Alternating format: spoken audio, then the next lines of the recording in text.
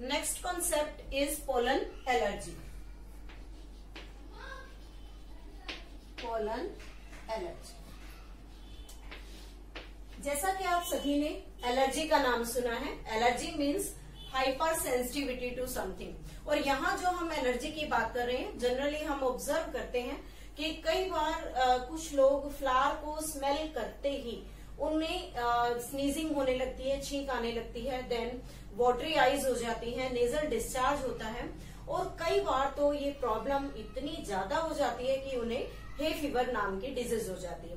तो यहाँ जो पोलन एलर्जी है मीन्स किसी फ्लावर को प्रॉपरली स्मेल करने से, उसके साथ साथ हम देखते हैं कि जब कोई भी वीड है उसके जो पोलन्स हैं वो बहुत ही न्यूमरस अमाउंट के अंदर एयर के अंदर प्रेजेंट होते हैं, और उस एयर में पोलन की प्रेजेंस की वजह से जो एयर है वो पोल्यूट हो जाती है। और अगर ऐसी एयर में कोई भी पर्सन ब्रीदिंग करता है तो उसे क्रोनिक डिसऑर्डर, एस्थमा, ब्रोंकाइटिस, इस तरह के जो रेस्पिरेटरी एफ्लिक्शंस हैं वो हो जाते हैं और उन्हें काफी प्रॉब्लम्स होती हैं। तो that concept is known as the pollen allergy. Pollen allergy is the hypersensitivity to pollen. Pollen से हाइपर सेंसिटिविटी का होना पोलन एलर्जी कहलाता है, and it cause many respiratory disorder. बहुत सारे रेस्पिरेटरी डिसऑर्डर इससे हो सकते हैं, जैसे फॉर एग्जाम्पल क्रोनिक डिसऑर्डर्स की हम बात करें, क्रोनिक जो लॉन्ग टर्म तक चलने वाली डिजीज है, first asthma, second is the bronchitis,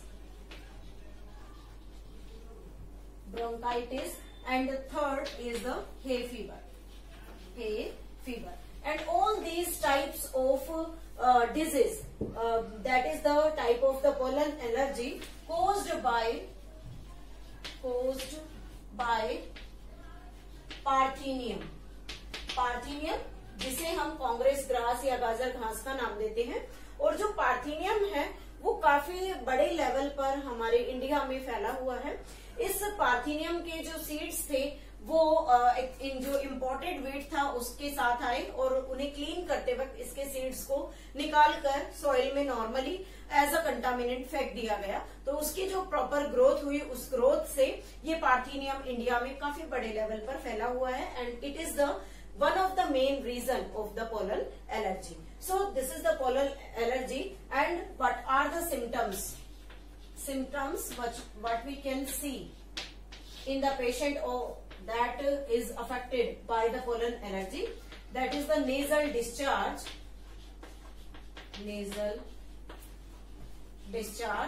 second watery eyes, third we can say breathing problems, sneezing. All these are different problems of the pollen allergy. Now the next concept is the pollen as nutrient. Pollen as nutrient means जो pollen है उसे nutrient की तरह भी use किया जाता है, as supplement की तरह यूज करते हैं। और मार्केट में पोलन टैबलेट्स अवेलेबल होती हैं, पोलन टैबलेट्स,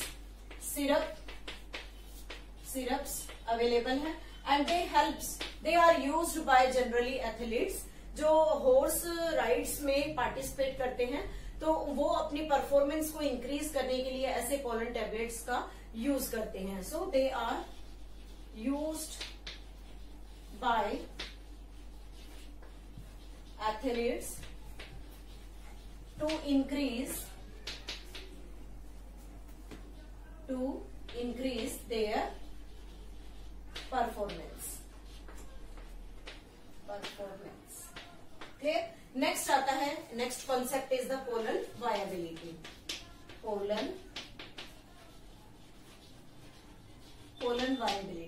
पोलन वायबिलिटी का यहाँ पर क्या मीनिंग है?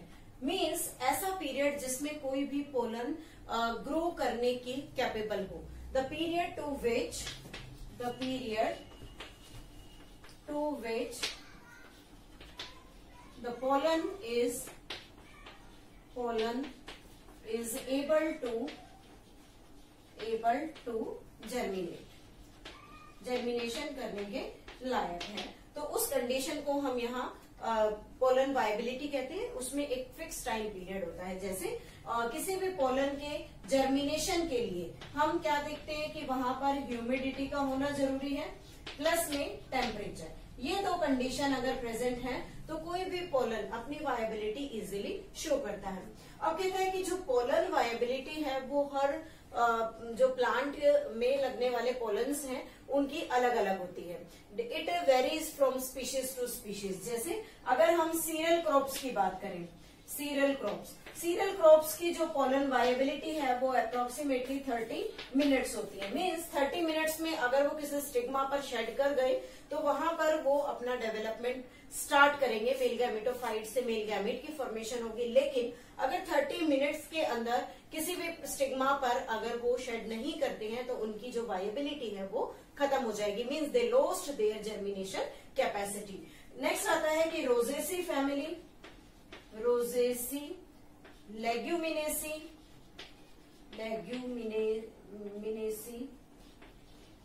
And the Solanaceae. 3 स्पीशीज हैं।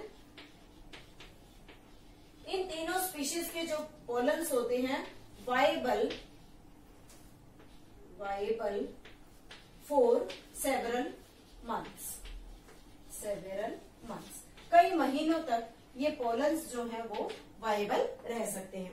इसी पोलन वायबिलिटी में कहते हैं कि जो पोलन पर हमने स्पोरोपोलेरिन पढ़ा, that is the most resistant organic material. और उस मटेरियल की प्रेजेंस की वजह से हम किसी भी पोलन को इजीली प्रिजर्व करके रख सकते हैं। लेकिन उसका प्रिजर्वेशन उसके वायबिलिटी पीरियड में ही होना चाहिए। आपने स्पर्म बैंक का नाम सुना है, जीन बैंक का नाम सुना है। और आर्टिफिशियल इंसेमिनेशन के लिए स्पर्म बैंक से स्पर्म्स को इंसेमिनेट किया जाता है। बिल्कुल उसी प्रोसीजर में पोलन ग्रेन्स को भी उसके वायबिलिटी पीरियड में प्रिजर्व कर सकते हैं। और जो उसका प्रिजर्वेशन है, the preservation is done at -196 degree centigrade in liquid nitrogen. Liquid nitrogen में हम उसे प्रिजर्व करके रख सकते हैं। और इस प्रिजर्वेशन का बेनिफिट क्या है कि हम यहाँ पर प्रिजर्व्ड किए हुए पोलन ग्रेन्स को आर्टिफिशियल हाइब्रिडाइजेशन एक्सपेरिमेंट में यूज कर सकते हैं। आर्टिफिशियल हाइब्रिडाइजेशन मीन्स जब 2 डिफरेंट स्पीशीज के कैरेक्टरिस्टिक्स को मिक्स करके एक न्यूली डेवलप्ड वेराइटी को प्रोड्यूस किया जाता है। So this is all about the pollen allergy, pollen as a supplement and the pollen viability.